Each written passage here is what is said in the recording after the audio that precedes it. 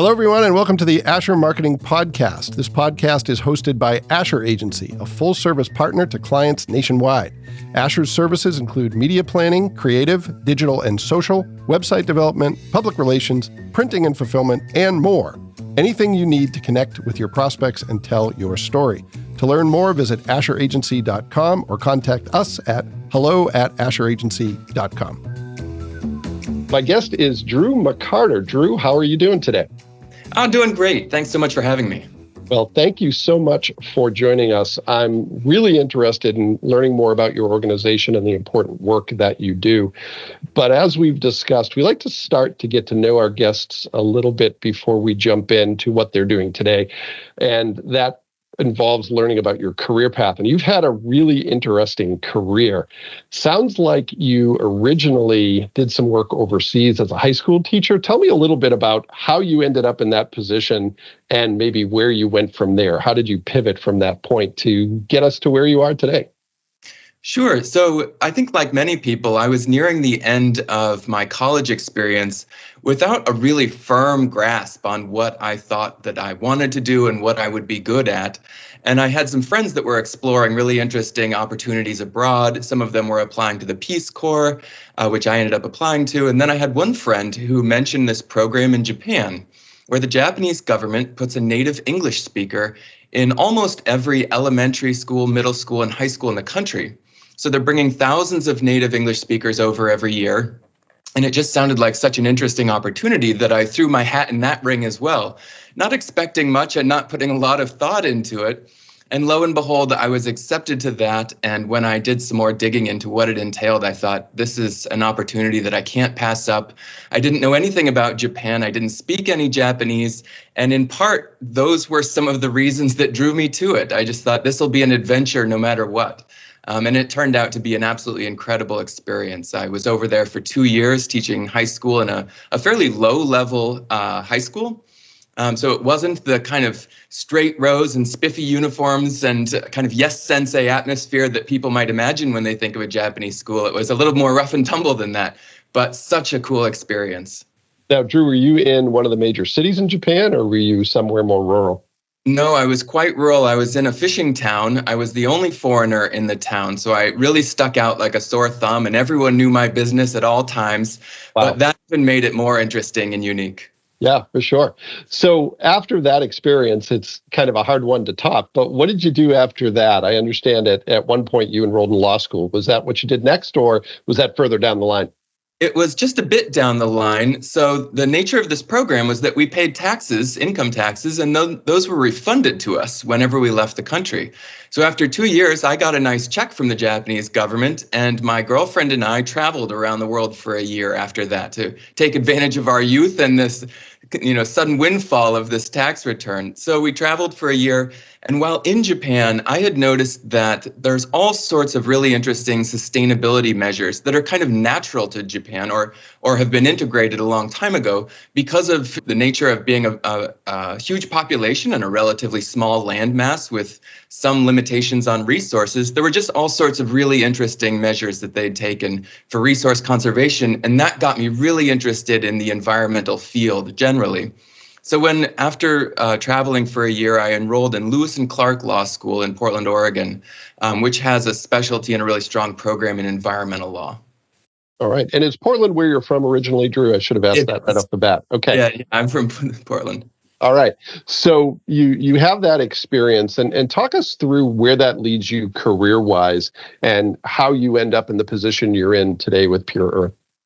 Sure. So I graduated in 2008. And had an agreement with my now wife that if she got into graduate school, we would go wherever she wanted. And lo and behold, she immediately was accepted to NYU. So we were up and out to New York. And my plan was to start being a lawyer in New York. But it just so happened, if people recall their near history, that was right around the time that Lehman Brothers collapsed and the start of the great financial crisis. And I basically walked into New York hoping for the start of a career, only to find that everyone was walking home from the office with a box with a houseplant and a picture of their family in it. And it was a really tough time to try to launch a new career. Sure. after licking my wounds for a little while, what I realized is that I was going to need to prove my value to an employer without expecting much in return right away. Well, yeah, I remember those times all too well, and it's tough time to get your career started. But in retrospect, it seems like a blip on the radar screen. So you mentioned a little bit about the interest that you had in sustainability. What was going through your mind at that time about why things were different in the U.S.? Why did Japan seem to have sustainability as a priority in the U.S.? Maybe it was less of a priority. I think Japan was just forced to take it a little bit more seriously a little bit earlier than we were because, they have just a bit more scarce, just by the nature of being an island with a lot of people, they have a bit of scarcity in certain natural resources. So energy is expensive and land is expensive, and you just have to conserve in more ways. We have this huge, bountiful country with so many natural resources. We just hadn't been forced to consider it as much as they had. Sure. The abundance there is both a blessing and a curse. That's a great way of putting it. So tell us a little bit, for those who don't know much about Pure Earth, tell us about the organization you lead. What's the work you do? Where do you focus? And where do you, as the executive director, spend the majority of your time? Sure. Well, the way I spend my time has evolved considerably. And just to keep the chronology going, I'm in New York and I realized I'm going to have to volunteer to work somewhere. And I thought, okay, well, it's not going to be for a law firm, that's for sure. And so I started looking around for just who is doing the absolute most interesting thing I can find. And I found this nonprofit organization. Then it was called Blacksmith Institute. Now we rebranded as Pure Earth. And they were working on preventing mostly children from being exposed to toxic chemicals in lower income countries. And I had not heard much about this as a problem, but it seemed like a wholly worthwhile endeavor. And so I came in as an unpaid intern. And over the years, a couple of things have evolved. Of course, my position has changed in the organization, but also through the work of Pure Earth and lots of other groups, our understanding of the scale of this issue has changed entirely. Back then, kind of industrial pollution and chemical pollution, it wasn't really on the radar of big development agencies that do this type of work abroad. Air pollution was, and then lots of other development challenges, but this kind of toxic chemical pollution, it just wasn't on the agenda at all. So Pure Earth has done a lot of things in the last 25 years since it was founded, but one of them has been trying to, first of all, generate evidence about the nature and scale of this problem, and then try to inform the world's decision makers, affected communities, and allied groups, just so everyone understands what kind of global toll these things take. Sure. So a couple questions come immediately to mind. I'll ask the first one because this is the Asher Marketing Podcast, and I'm interested in the rebranding of the organization. Did that happen under your watch? Were you the impetus behind changing the name of the organization, or was that something that happened before you were in the leadership role? It happened before I was in a leadership role, and our founder, Richard Fuller, who is still a chief executive at the organization, Blacksmith Institute was a name that he had chosen because I think it conveyed kind of rolling up your sleeves in a dirty atmosphere and getting down to work. But beyond that, it didn't really communicate the nature of our work that well. And so with the help of lots of advisors, we rebranded, I'm going to get the year wrong, but probably 7 or 8 years ago to Pure Earth, which the earth and the soil is a media that we work with a lot, and making it pure and not dangerous is really our mission. Yeah, a little bit easier for people to understand what you do based on that name. So the bigger question, has to do with the work you just expounded on. I would imagine that, the governments and those in leadership roles in the areas where you're trying to bring improvement, they're not always friendly to these, problems being pointed out. So how do you deal with that? How do you work with governments and other leaders who might not want the light, shined on some of the problems that they have? Well, you're absolutely right. This can be a challenge. Yeah. And I think it would be helpful to just describe the way we the way we frame our own work and the kind of character as an organization, because Sure. there's a lot of valuable work done by organizations whose tool for change is naming and shaming bad actors, or embarrassing a government, or filing a lawsuit against someone, or creating negative press around things. And that can be valuable, and there is definitely a role for that, but it isn't the work of Pure Earth. We try to focus on being positive and solutions oriented. Now, oftentimes we have to talk about dramatically negative things, but we always do it in a tone that is, this is solvable and we're here to help. And so when governments see that type of attitude, then their interest in working with us is usually not a problem. If they recognize that you're here to help, you're not here to embarrass them, then there's a lot of opportunity for partnership then. Okay. Yeah, well, certainly, I'm guessing that they see the long term, at least if they're responsible in their role, and see the potential value this brings from a development standpoint as well as otherwise.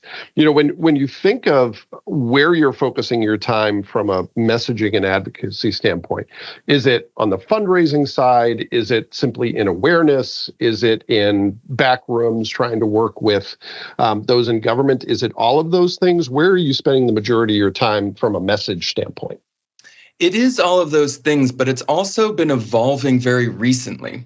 So we have spent most of our 25 years trying to, as I mentioned before, create data and evidence about the scale of the problem, but mostly just trying to get people to pay attention to it. And some of these issues are so large and have so little public awareness and awareness among decision makers that the imbalance is just incredible. And for example, the issue of lead poisoning and lead pollution is one that we spend the majority of our time working on these days. And for many, many years, we were trying to tell the world, hey, we think this is a much larger problem than people recognize today. All of the anecdotal evidence that we collect in the field, all of the hard data that we collect, just suggests that this might be, many times larger and more impactful in a negative way than most people are aware of. And so we've pushed really hard on this kind of awareness and advocacy. In 2020, we hit a bit of a milestone and turning point in that. We published a report with UNICEF. And of course, UNICEF has a much larger megaphone than almost anyone in the world, including us. And the report focused specifically on the impacts to children around the world from being exposed to lead pollution and lead poisoning.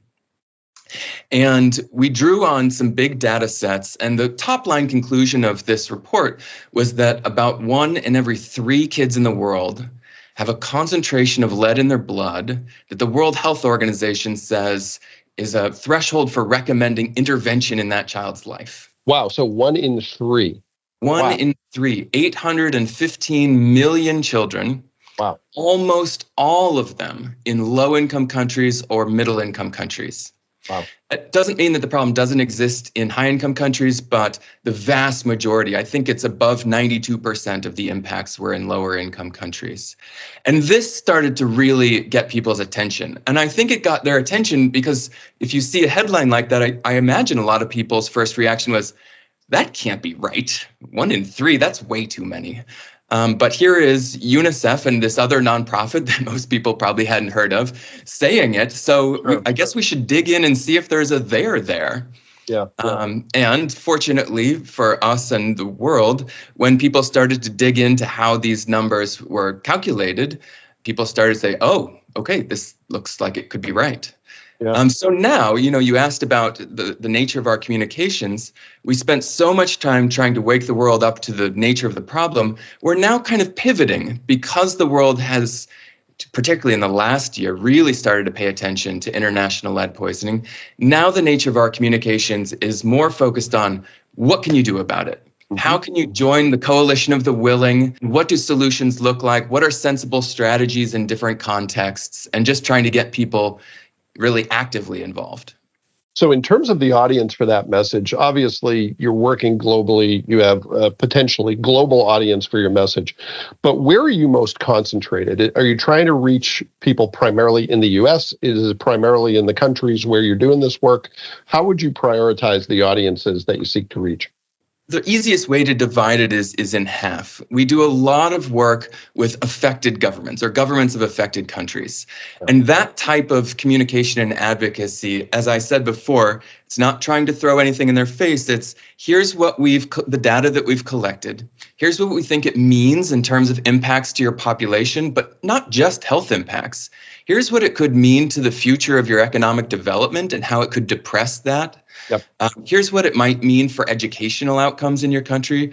So trying to approach them both in a solutions-oriented communication, but also here's the cost benefit and the cost of inaction here. Mm-hmm. And the cost of inaction is something that speaks to very powerful people in countries like ministers of finance, care very much about this kind of thing. Sure.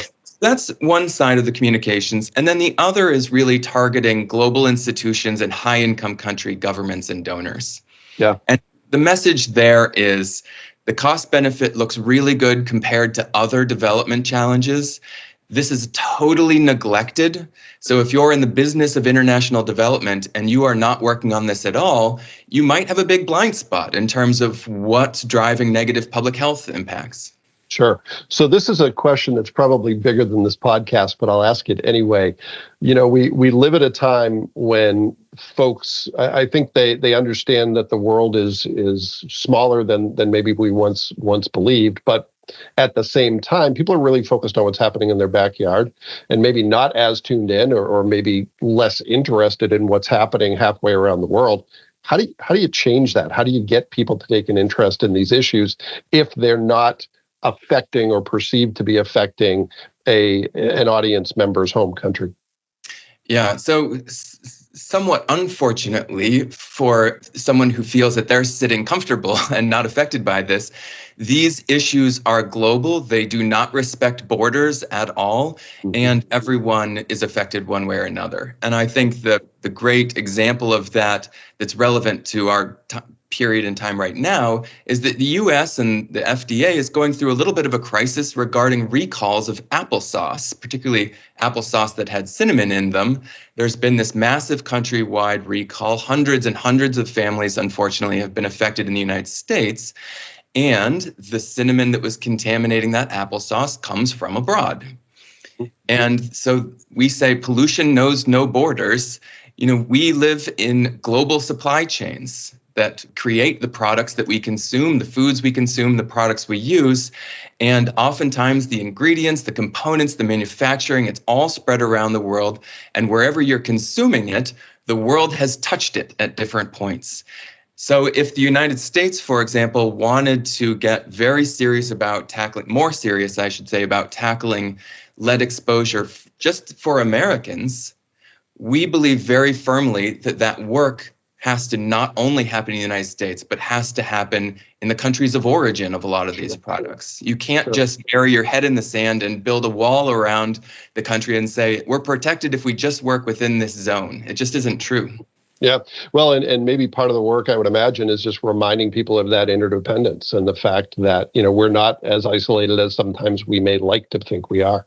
Yeah. So, Drew, you mentioned lead exposure. What are some of the other primary areas where you're focusing, where your work has taken you over the past few years? Well, as an organization, that's evolved quite a bit. We started out, and for most of our 25 years, working on a big basket of toxic chemicals. So that means heavy metals like cadmium, chromium, arsenic, lead, and mercury, but then other toxins like banned and obsolete pesticides, where stockpiles have just been buried after the pesticide was banned. We've worked on radiation and radionuclide issues. We've even worked on chemical weapons, abandoned chemical weapons depots. So it's been quite an array of toxic chemicals, but always toxic chemicals is our focus. But in 2020, we narrowed our focus way down to lead and mercury. And that decision was driven by our assessment of what was really causing the biggest global health toll. And all of these things are toxic. All of them take a significant toll and are worth working on. But our assessment suggested that by far, lead was the most damaging toxin in the world, and that mercury was likely number 2. And so whereas we had been, you can picture it as kind of shallow and wide in our scope of work, we decided there's a strong justification for going narrow and deep into these two toxins and really trying to solve them. Yeah. Yeah. Or I could see where it would get very daunting, even staying in those lanes, but trying to solve every problem. It gets harder to convey a message. It gets harder to focus. So the challenges that come with lead exposure and mercury, are those primarily because they're byproducts of heavy industrial processes, or are there other contributing factors? Well, let's talk about them one at a time because they're a bit different. Starting with mercury, there are a number of sources of mercury emissions. Volcanoes can do it, power generation can do it, but the largest anthropogenic human-made release of mercury is in gold mining. And it's typically not large-scale industrial gold mining. It's what is referred to as artisanal and small-scale gold mining. And mercury has this really interesting character where when it's in the presence of gold, it acts like a bit of a magnet to gold. So if you can imagine a big drum full of ground up rock and dirt, and you know that there's little flakes of gold in there, if you squirt a bunch of mercury in there and mix it all up, eventually you'll come out with a ball that is an amalgam of mercury and gold. And the mercury has kind of vacuumed up the gold and made it very easy to separate from the rest of the material. Then, unfortunately, here's where it gets dangerous. To then separate the gold from the mercury, oftentimes miners will burn that ball, release the mercury as vapor, and the gold remains behind. Now, there is almost nothing more toxic than mercury vapor, and inhaling that is incredibly dangerous. But also that mercury vapor very quickly comes back down, settles on land and in rivers, usually makes its way into water systems, then converts to an even more dangerous form of mercury, and then it bioaccumulates right up the food chain. And that is why, for example, pregnant people are often advised not to consume, from the top of the food chain, none of the large fish. So that's the main release of mercury that we work on, is this style of gold mining. With lead, it varies considerably. There is obviously lead released from industrial processes. We find that unsound car battery recycling is often a source of the release of lead pollution. Smelting and mining can also do it. But then there's a whole host of exposure sources that are more oriented toward consumer products and foods, where the lead is in the product or the food. And it doesn't have much to do with large industry at all, but you're being exposed through just interacting with that product. So just to put a little finer point on it, for example, people are putting lead chromate, which is a pigment, into spices to make them brighter yellow, orange, or red, with the thought that this will increase their sales. Sure. And this is just adding poison to food, an incredibly dangerous and irresponsible activity. Wow. Some of those sources of the problem I never would have guessed. So I'm really glad I asked that question. You did a great job of explaining it. So, Drew, you obviously do incredibly important work. It's global work. It has a tremendous impact. If you wanted to convey just one message to anyone hearing this about your organization, the work that you do, what's the most important thing you would want people to know?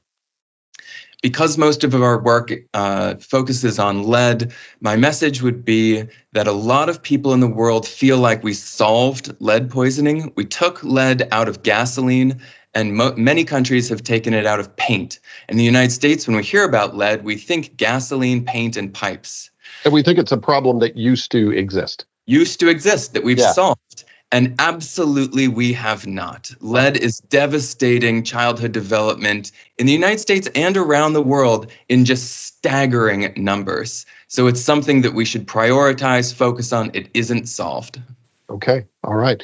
Well, I'm going to pivot, Drew, to a few quick hit questions. This has been fascinating. I really appreciate you taking the time to speak with us. And I'd like to hear a little bit more. And I'll start with your career path. You've done a number of different things. You took some risks early in your career that turned out to be formative. What's your best piece of career advice if someone wanted to learn from you about how to have a fulfilling and successful career? What might you tell them?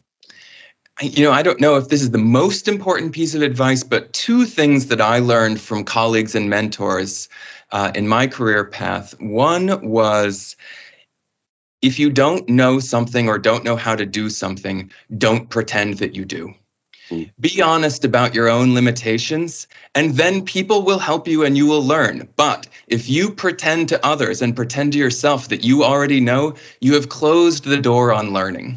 Yeah. So that's one. I had to learn that the hard way, unfortunately. I think we all did. Yeah. And then the second one also is about not burning bridges and offering people the benefit of the doubt. I've never seen an example where creating enemies or belittling others, bad-mouthing a peer group or anything like that has had any advantage whatsoever. It mostly just forecloses future partnership opportunities, and I think reflects negatively on you or the organization you represent. So that one, again, mentors have advised me over the years, and I think that's absolutely true, and I try to live by that today. Yeah, both great pieces of advice. I want to circle back to the first one. You know, one of my least favorite phrases is "fake it until you make it," and I think your advice to do the opposite of that, to make sure that you have the opportunity to learn from others and to not burn bridges. That's great. That's something I think a lot of people could learn from. We've touched on this one a bit, but I'll give you a chance to maybe add to it. If there are myths and misconceptions about your work, I'd like to hear something that you'd like to clear up, or if there's something about either your role as the executive director or Pure Earth as an organization, or the type of work that you do, something that you want to amplify. What would that be? Something that deserves more attention or deserves to be debunked? Sure. Well, just to share briefly the way we approach these challenges, because I'd like to encourage others to think about this approach as well. And it's very simple. I mean, it's very complex, but we try to simplify it into a 3-step approach. And that is, before working on reducing people's exposures to toxins, the first step that we try to focus on is understanding the nature of the problem. That means, what is the severity of exposure in a location, in a country or a province or a town?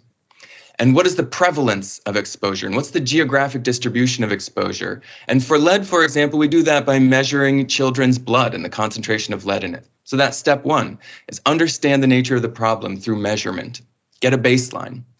And then 2 is understand why it's happening. So our second step in addressing these is going in and conducting what we call exposure source assessment programs. That might be analyzing the environment and the soil and the water, or it might be going into homes and testing spices and cookware and toys and paints.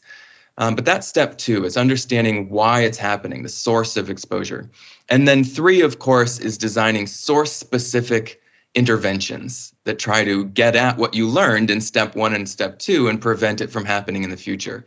Now, contemporaneous with all 3 of those is lots of communication, and very importantly, also trying to institutionalize this process in the country where we work, so that nonprofits aren't always doing this, but that the government has ownership and takes on this role in the future to ensure that it's sustainable. So I just wanted to share a little bit about how we approach these enormous challenges. Yeah, well, and I think what I take away from that is there are factors that you're never going to be able to predict. It is incredibly complex work, but if you have a process and a system that you can trust, that's going to take some of the difficulty out of it. Never going to be easy doing what you do, but it makes it maybe a little easier to get results when you have a tried and true process. Okay.